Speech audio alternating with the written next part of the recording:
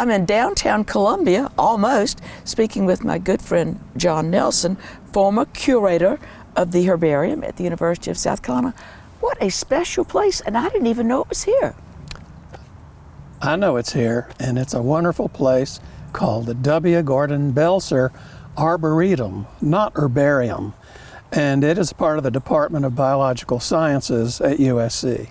And in this 10 acres, we have a lot of variation in topography, and which allows us to have a great deal of variation in the plant life that grows here. Right, they've really taken advantage of the natural topography and different ecosystems that are here, and with resultant local flora that we can find here and that we'll see pretty soon. And so we were going to maybe talk about spring ephemerals, but we've decided that we're going to include trees in that and little things close to the ground. So tell me, let's talk about some of the wonderful things we'll see. Well, one of the prettiest things, I think, and in one of my favorite plant families, is green and gold, which is chrysogonum, and I know you've seen it. Yes. It's a plant in the sunflower family, which has beautiful, bright golden heads of flowers. And it is not real common. And one of the reasons people don't know too much about it, blooms in the spring when a lot of other things aren't going on. Well, let's move on down the trail. All right. Well, there's quite a number of examples of at least 2 trillium species that grow here. And trilliums are just very popular with those who are into natural areas. And they have 3 leaves? I have to tell you, Amanda, that, and this is a botanical statement, okay, they're technically not leaves, they're bracts. Okay. But it doesn't matter. All right, well, let's move on down. And then in a wetland that has been taken care of here, there's a really wonderful plant called the Adamasco lily. This is when it blooms, and it's quite showy. Looks like a lily, but it's not quite the same as an honest-to-goodness lily, but it's in that family. Another one I was just going to tell you is the beautiful thing, wild geranium, which is one of the loveliest wildflowers you can think of in the spring, with brilliant pink petals. And they have a number of patches of that growing down at the bases of trees. One of the most beautiful flowers that we associate when the non-native azaleas come out across the city of Columbia is the dogwood. Right. And let's face it, dogwoods, they're so pretty, and their flowers are ephemeral too. They don't last all that long. And we usually don't think of spring ephemerals as belonging or being attached to woody plants, but why not? And then there's one that I like to go when I want my salad to be more colorful.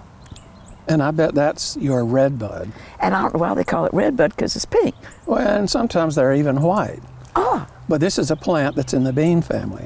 And following the flowers, it'll make these beans, very smooth, sort of purplish beans that hang down.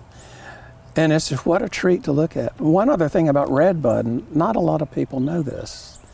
Well, probably a lot of people do, but I'm going to tell you is that the way that the flowers are held on the branches, you'll notice that there's not a stalk. There's not much of a stalk between the flower and the tree.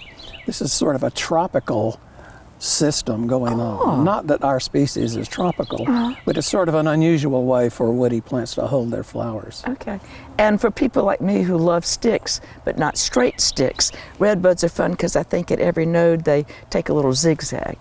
And they're really pretty in arrangements. Yeah. And, you know, another one we've got here, we haven't talked about it yet, and it may be one of the premier flowering trees in this arboretum, is pawpaw. And that's everybody's favorite, I think, not only to look at the spring flowers, but to, of course, taste the delicious fruits in the late summer. A peculiar, is it an actual flower? I mean, so many things aren't, but this one's a weird little one. It's a flower, no doubt about it. Yeah. And it is what they would call a rather primitive angiosperm flower, which actually is designed to attract moths and flies and maybe beetles, sort of purplish brown like meat. Not one that we want to stick our nose in necessarily. Unless you like the smell of a deceased mouse. Well, I'd love for any mice around me to be deceased, but I certainly don't want to smell them. But it makes up for it with the fruits. John, there's one here that I just love, but nobody much sees the flower. That's because they're not looking closely enough. And of course, you're talking about wild ginger. And this is Hexastylus, the genus.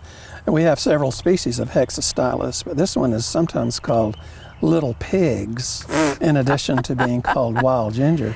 And so you have to kind of get down and pull the leaves back to see Scrape the leaves flowers off, and you can see they're not exactly brilliant flowers, but they get the job done. Yeah. And these are little flowers, they don't have any petals. All they have is sepals. It makes a tubular flower. And they seem to be pollinated either by themselves or with the aid of little teeny things called thrips, which you've probably heard of. So the magic of this plant, I think, beyond its smell, which is wonderful, is that when this does make its fruits and then seeds, the seeds are visited by ants.